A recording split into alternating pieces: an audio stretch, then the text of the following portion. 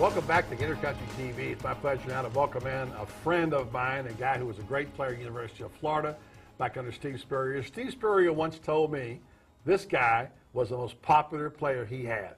Believe it or not, James Bates. James, it's great to see you. Hey, good to be on here. How about this? You know what we need to come into the show with that old music that they used to play on your radio show. I get that song anytime I hear the name Buddy Martin. It's that happy time again for Buddy Martin. That's the best. You got to put that on the website. It's good to be here. That a promo, right? This is about you today, though, and you're a busy man these days. You're back in Gainesville now for a little bit, headed out west to the great state of Wyoming, where you are the play-by-play man for Mountain West Conference Athletics. And people, this is not just football. This guy has blown up since he's left Gainesville. He does football, basketball, baseball. You do soccer or that stuff like that? No, I host some shows as well, some women's basketball, and did a little bit of softball, but they ran my partner Todd Christensen and I out of there. We didn't do as good a job as we would have liked, I guess, or I don't know. They got some real softball broadcasters in there. Now that I'm good buddies with Tim Walton, though, the Gator softball team, I wish I could have another stab at it. You ought to be good at it. Listen, I know we're going to talk about the Great West. Let's talk about right here and now. And last night, you went to a special event, a town hall for students, and Urban Meyer, I think, was there, and the football team. What was that about, and what did you do? It was neat. It was something that, well, I'd say Urban dreamt it up, which, you know, as you well know, you wrote the book on him, and you follow him around, and those gears are always churning on how he can make this community better, make this football team better. And he had Bobby Knight in to talk to the football players a couple weeks ago, and Bobby Knight mentioned to him, hey, you know what I used to do at Tech? Is I would have 1,000 students in, we'd sit there and we'd have a little town hall. Media's not invited, you know, real life slaps like, you know, me aren't in there, and usually he let me host it last night though, but like, you know, it's just the kids and their Gator One ID, they got in, and it was the kids' chance to go in there and talk to not just Coach Meyer, but you had Jeff Demps was there, Johnny Brantley was there, Ahmad Black was there, then you had Coach Austin, Dazio, Mickey Marotti was in there, and Terry Jackson. First team, and the whole first team. The whole crew in there. And these kids had a blast, and Urban and the crew, they had a blast too. And it was neat. It was a chance for them to kind of say, hey, look, we appreciate what you do. We appreciate the fact that you guys make the Swamp such a special place. You know, and it was, they gave them pizza. They gave them a DVD that they showed the recruits, all the kids that were there. It was really neat, and I felt it was an honor to kind of MC it. They asked me to kind of try to keep it going and keep it loose, and it was a good time. Well, and it gave you a chance to get your one last Gator fix before you head back west to do your job out there in Wyoming. And before I get to that, you're working on some kind of little documentary you won't tell us about regarding Florida and stuff like that. Can you give us anything at all on that? Yeah, it's something that I'm really proud of. I'm proud of you know, a lot of things that Coach has done, Urban Meyer, since he's stepped into town, and what he's done for our program, what he's done for the facilities and this football team, and proud to call him a friend. And a couple months ago, we went to the Keys with our sons, both the same age, and we had a blast, just hunting down fish. I mean, literally with the Hawaiian sling and cooking them up that night, and just diving and had a great time. And a couple days later, said, you know what? HBO and ESPN have been on me trying to get me to sit down and tell my story of who I am, where I've been, what happened last year, why I'm okay now, why I'm changed, and how my team and everything's going to be okay. He goes, I haven't really felt like talking about it. The story's going to be told. You're my friend. You do this. Why don't you do it? It'll help you out. Cool.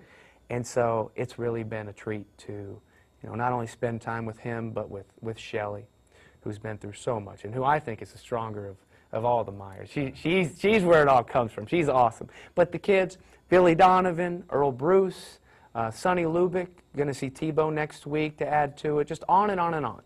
And trying to give it a good Gainesville feel, and tip the cap to musicians like Andrew Copeland and some other bands around town that kind of came up here in Gainesville. And, you know, and Urban's a big fan of Andrew's music. So really proud of that, and we're getting there, kind of coming down barreling down the light at the end of the tunnel on it, and it's really going to be neat. So we'll give you a heads up. Excited to hear about that and get a chance to see it, so keep us informed. We only got a couple of minutes. I want to cover a couple of things real quick.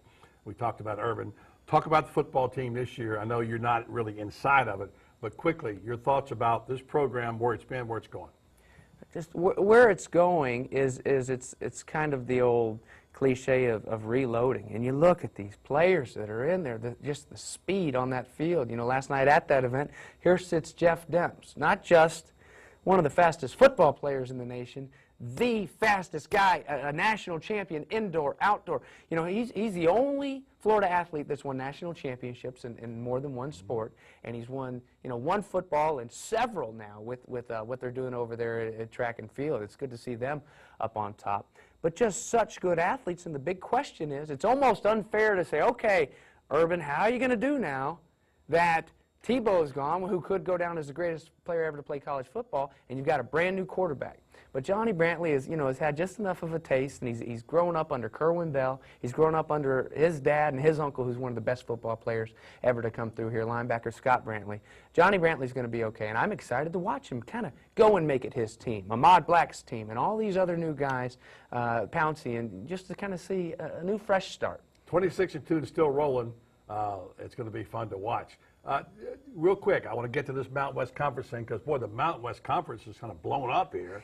I mean, Utah leaves to go to the Pac-10.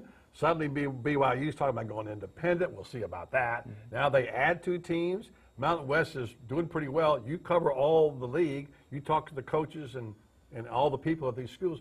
What's going on here, James? Well, you thought, what was it, week 2 in June this summer, when it was all surreal. I mean, you'd wake up and you thought you kind of had a grasp on what was college football and the landscape of it.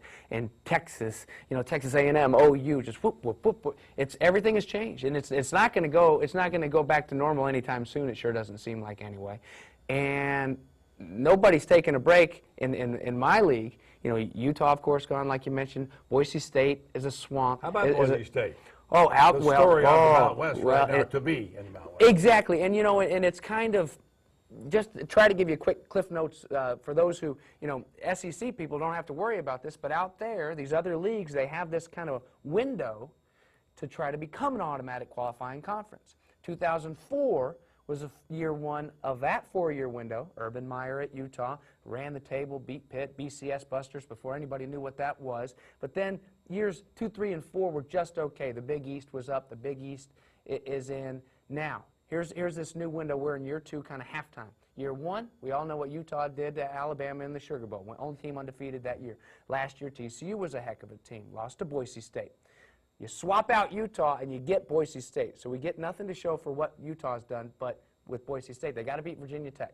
So sorry to bore you, just trying to educate you on that trial window. So we got 2 more years to go. Now, Craig Thompson, the commissioner of the Mountain West Conference, and the job that he's done in 10 years, 4 teams in the basketball NCAA tournament last year, these football teams doing well. TCU's a heck of a baseball program. You got Tony Gwynn at San Diego State. BYU threatens to go independent, and he goes out and gets Nevada and Fresno State, because BYU is going to go independent football, but all their other sports were going to join the WAC.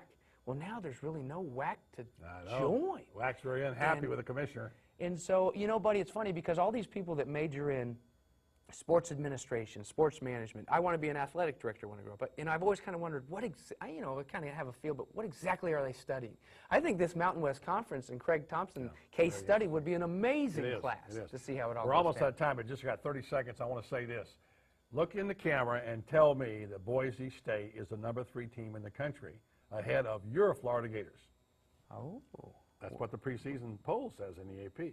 Okay, well, here's a Boise State team, ran the table, and yeah, maybe it wasn't a table that Florida had last year, but at the same time, they've got just about everybody back from a team that went undefeated, beat a pretty good Oregon team, beat them up to start the year. They've got Virginia Tech this year, and you'll really find out. You know, it kind of, you let things kind of take care of themselves. Man, I'm long-winded on you today, buddy. I'm sorry.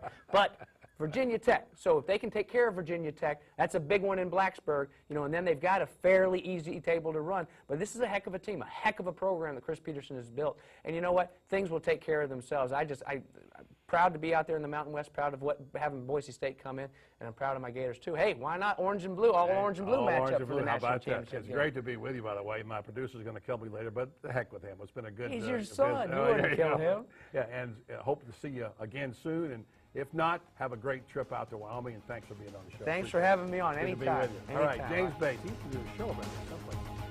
We'll be back with more Gator Country TV after this time.